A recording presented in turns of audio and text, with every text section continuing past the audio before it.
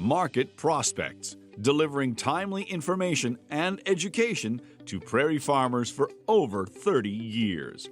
Market Prospects is brought to you by the University of Saskatchewan's Department of Agricultural and Resource Economics and these sponsors.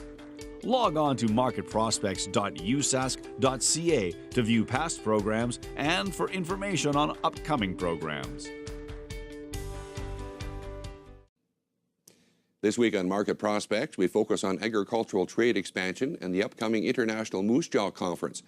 Joining us via Skype is Dr. Andrew Schmitz, eminent scholar and ag economics professor, University of Florida, and also a farmer from Moose Jaw. Dr. Schmitz, welcome to Farmgate.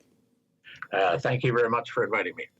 Well, the 24th Annual International Moose Jaw Conference runs June 26th and 27th.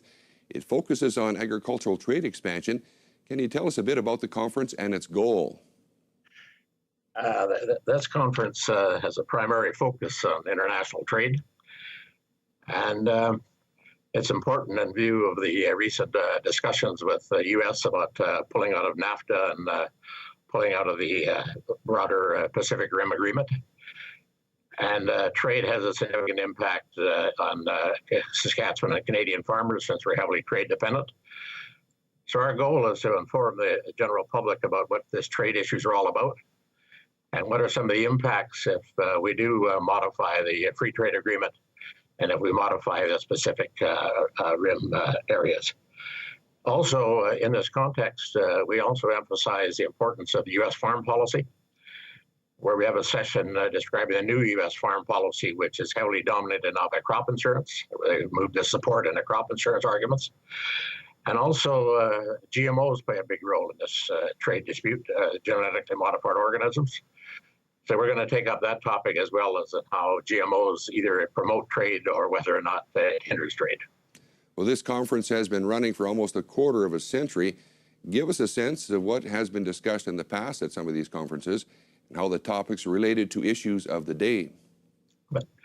So in the past, we have focused also on trade, but more in terms of issues of Canadian agricultural policy and how Canadian policy has evolved over time and how that's impacted farmers.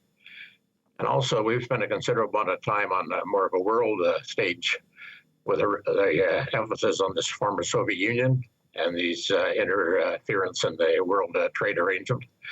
Also, the heavily emphasis on the European Common Market and how that has influenced and impacted Canadian agriculture. While export trade is so important to prairie farmers, what are some of the most important issues around trade expansion that prairie farmers need to be aware of and also address?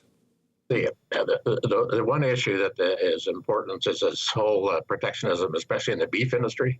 And we have a session on freer trade in beef and what this means if we can change NAFTA and if we don't change NAFTA. And it's a heavy contentious issue, but if we went to at least freer trade under these agreements, it would have a significant impact on the U.S. Canadian beef ranchers and farmers. Also, it's extremely important for soybean expansion in the province and for lentils and peas and all these type of commodities. And because a lot of this trade is either hindered or not hindered by this neglect of the Chinese, for example, admitting any GMO or non-GMO products into the market. And this is important, and also is important with some of the trade blocks that Japan put on with respect to corn.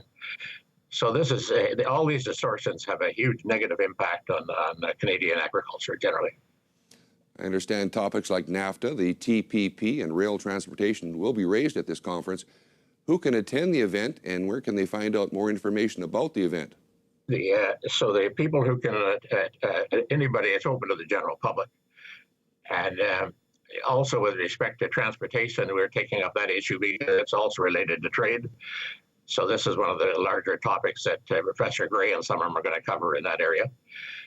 You can actually easily obtain this by just talking about other people. The easiest way is just to go to a web page, and if you just even Google it and go to Moose Jaw Farming for Profit, you can find out. And it's actually being started at the Heritage Inn starting on Monday afternoon at 2 o'clock. And you can actually register at the hotel. You don't have to pre-register if you don't want. And also, we think a highlight of this conference is we own a Heritage Classic barn outside of Moose Jaw. And we're going to actually have a social event also there as part of this event, which is a big drawing power. So how does that barn fit into the whole agricultural picture, tying into the conference and the theme of the conference, agricultural trade expansion? Right. So the barn has actually was built in the early 20s, and these were built by farmers who still some farm in the Moose Jaw area. And it fits in the theme very well. And also on a Monday night, we actually have a social event at the barn with a barn dance and the whole thing that goes with this conference. So it's more of that's part of the social part of a conference, which is maybe one of the good parts of it. So I guess you're inviting anybody out there who wants to attend, and how many people do you expect to be out there? We can hopefully get that'd be 250 and 300. And this would be relatively what you normally get at a conference then?